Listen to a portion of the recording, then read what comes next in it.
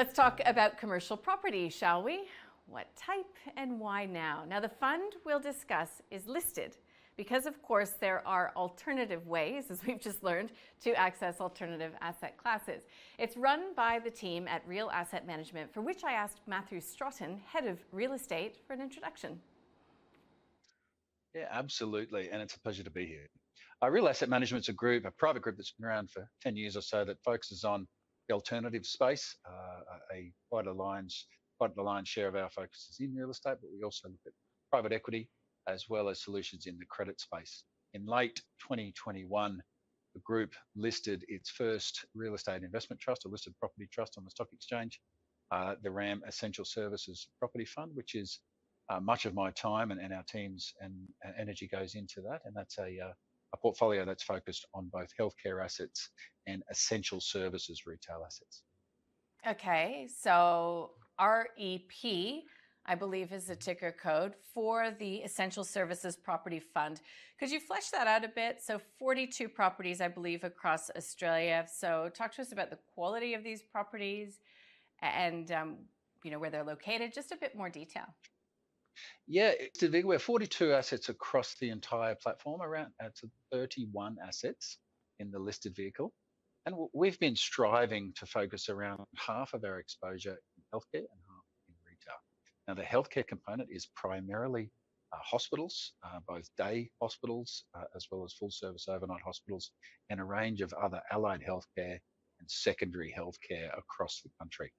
Our assets sort of range in size, and that's actually been quite a positive feature of the portfolio as we've looked to recycle some capital over the last 2 to 3 quarters. The retail assets are typically those properties that we all visit at least once a week that contain a supermarket, as well as other non-discretionary items like visiting your butcher, your baker, and have been a very, very important part of the portfolio and have served us quite well. Okay, so this fund, is it, I would imagine, you're targeting capital gains as well as income? It is quite a lower risk vehicle, so I would suggest that we are deriving most of our total return from income. We will look at adding value by taking on additional leasing risk, as well as what we describe it as organic development or organic value add. So we might not specifically pursue properties that have ground up or repurposing risk, but we will extract value by building on our existing properties, activating surrounding land on our existing properties, relatively low order developments. But yes, I would describe it as certainly more of a core or a core plus vehicle where returns are derived from low volatility income. Okay, we're just off the back of reporting season. This is unique in this event in that this is a publicly listed opportunity. Yeah. So how'd you go on results? It was a great results period for us. I mean, it's no secret it's been a challenging 2.5 years for real estate vehicles. I'm delighted that we've gotten through each quarter since listing in 21 at or exceeding guidance. It's been quite a result for us. That doesn't mean it hasn't been challenging at times. We've been quite pleased with the relative health of the tenants in our portfolio when you consider going through the back end of COVID, as well as what is quite a volatile inflationary period and certain sort of edges of economic weakness reaching into the economy. When you have a mix of healthcare and, as we described, essential services retail, our tenants have been quite resilient. So we've had very, very high levels of rent collections, but very, very low levels of arrears, and importantly, some very strong leasing results over, certainly since we've launched, but certainly over the last 12 months. As we renew our tenancies and re-sign our tenants, we've been getting strong uplifts in rent, which is testament, I think, to that mix of healthcare and retail being so resilient through these periods of time. Yeah, okay, so that's a unique feature as compared to some A-REITs, because it has been a troubled space. We don't have time to get into all of the reasons why. You listed a couple of them prior, but we are, even though inflation is proving stickier than perhaps we'd like it to, we are going to be moving into a lower interest rate environment. So just talk us through what that potentially means going forward.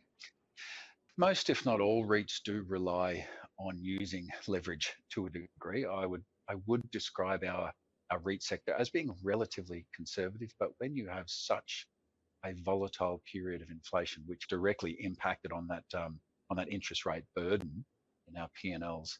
When that happens so quickly, it invariably can surprise operators. Most operators will see this in advance and attempt to further de-risk by reconstructing their hedging profile, as well as sort of looking towards the future and managing any leasing or expiry profile, so to manage cash. So that it has been a challenging time. I'm delighted to say, again, as you say, notwithstanding inflation staying sticky for a little bit longer, that we have reached the peak of the rate cycle. Forward yield curves would suggest that has indeed been the case. And we're not underwriting any sort of significant interest rate declines internally, and I believe most of our peers are doing the same. I believe if we stayed at around this level for a period of time, that will be a very positive outcome for REITs. And if beyond, so the next 6, 9, or 12 months, we do start to see inflation start to normalise and that flowing through to interest rates, you will see quite an attractive period of time for the outlook in total returns for the REIT industry.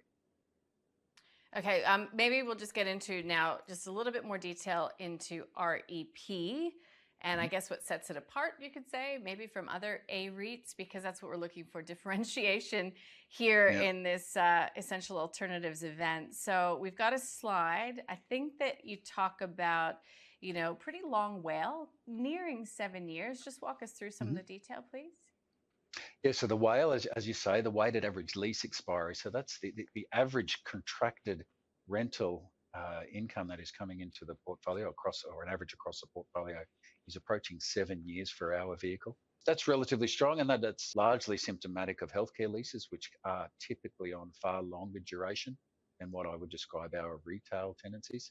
Having said that, our supermarkets, Woolworths, Coles, and Aldi, they will invariably agree to 10 or 15-year terms, so that does contribute to the lower volatility nature of the income.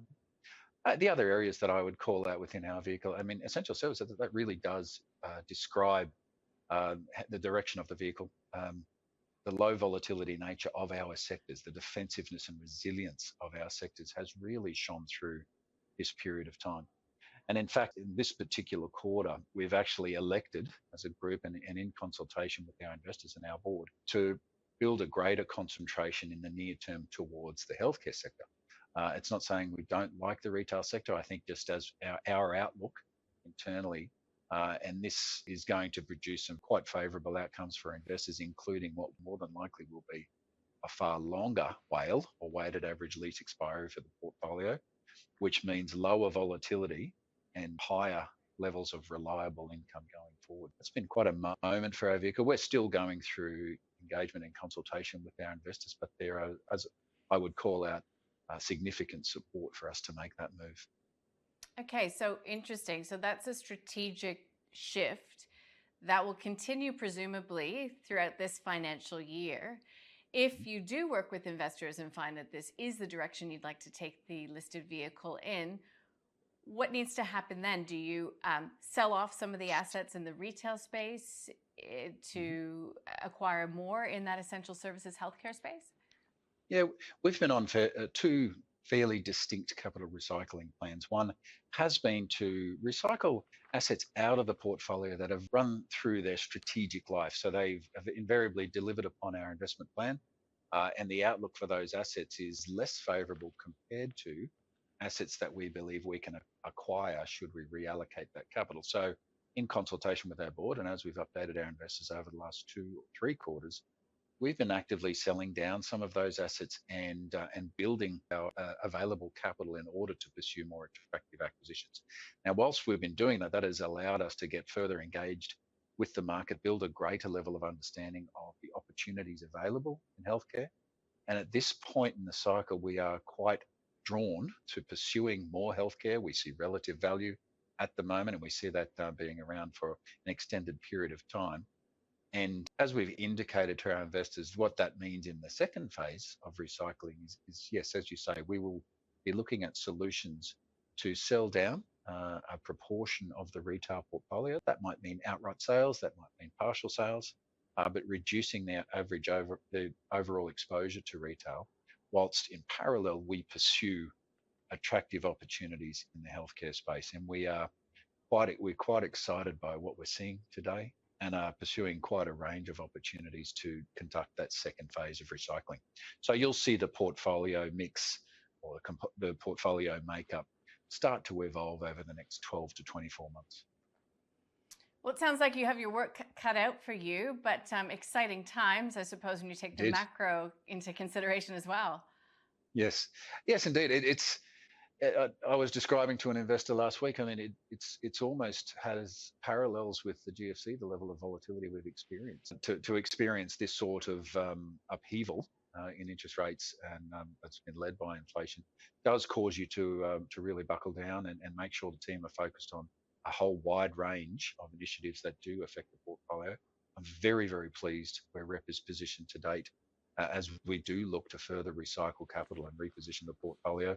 I think the dynamic of an essential services portfolio can have any level of dynamic between healthcare and that community-based retail. Our election to go higher in healthcare, I think, is a very, very strong move forward. I think it gives investors clarity over our strategy. It'll more than likely enable investors to undertake a more clearer underlying valuation when you do have a sector focus like that. And as I said, we've received close to overwhelming support for us to move in this direction. So it's going to be exciting times ahead for REP.